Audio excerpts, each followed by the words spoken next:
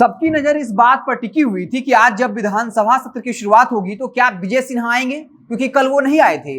वो आज आए, लेकिन पूरे तरीके से सरेंडर कर दिया। उनके चेहरे पर जो भावभंगिमा थी उससे साफ लग रहा था कि केंद्रीय आलाकमान का दबाव था और विजय सिन्हा ने पूरे बात को ही मिला दिया और ये कहा कि नीतीश जी की मंशा ऐसी नहीं थी, कुछ गलतफहमी हो गया था, हम लोगों ने उसे दूर कर लिया। और उसके बाद एक शायरी पढ़ी और कहा, उजियारे में अंधकार में कलह कहार में, बीच धार में घोर पाप में, पूत प्यार में, क्षणिक जीत में दीर्घ हार में, जीवन के सशक्त आकर्षक अरमानों को ढलना होगा, कदम मिलाकर चलना होगा।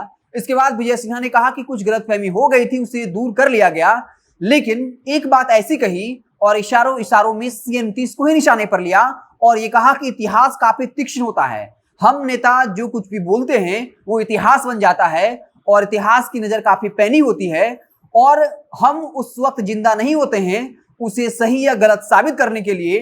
इसलिए हमें अपने व्यवहार को सही रखना चाहिए, नहीं तो फिर इतिहास हमें माफ नहीं करेगा।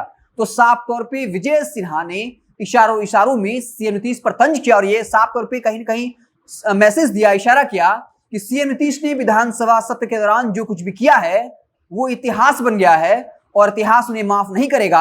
जब भी आने वाली पीढ़ी उसे देखेगी तो ये बताया जाएगा कि कैसे बिहार के एक मुखिया जो खुद को शासन बाबू कहते थे, लेकिन कैसे आपा में खोते हुए विधानसभा अध्यक्ष को अपमानित किया, उनकी बेइज्जती की, आसन को अपमानित किया। हालांकि विपक्ष के नेता जो है लगातार इसको लेकर बखेड़ा खड़ा कर रहे थे और साफ तौर पर यह कहा कि बिहार के मुखिया सीएम नीतीश कुमार ने आसन का अपमान किया है। हालांकि उसके बाद बीजेपी की तरफ से deputy chief minister Tarkishore Prasad खड़े हो गए और ये कहा आसन का सम्मान तो विपक्षियों ने रौंदा है, यानी बीजेपी जो है वो टोटली सरेंडर कर गई। हालांकि बीजेपी के नेताओं में गुस्सा तो है लेकिन वो कुछ कर नहीं सकती है और गुस्सा किस कदर है ये कल बीजेपी के विधायक विनय बिहारी के बयान से दिखा और उन्हें स्वीकार किया कि नीतीश राज में बीजेपी का जो विधायक है वो हिजड़ा हो गया और फिर ये जरूर कहा कि मैं खुद को हिजड़ा बता रहा हूं और ये भी कहा कि जिस तरीके से विजय सिन्हा को अपमानित किया गया और बीजेपी के बड़े बड़े नेता चुप हैं, ऐसा नहीं होना चाहिए था, हम तो होली मिलन समारोह में चले गए थे, देर हो गया। यानी वो कहना चाह रहे थे अगर हम होते तो जरूर कुछ कहते। हालांकि विपक्ष के हंगामे के बाद जो है विधानसभा सत्र को स्थगित करना पड़ा है। राष्ट्रीय अखबार दैनिक भास्कर के अनुसार 2 बजे तक जो है इसे स्थगित किया गया है और इसके बाद फिर से विधानसभा की कार्रवाई शुरू की जाएगी। तो साफ तौर पे बीजेपी ने टोटली सरेंडर कर दिया है सीएम नीतीश जी के सामने।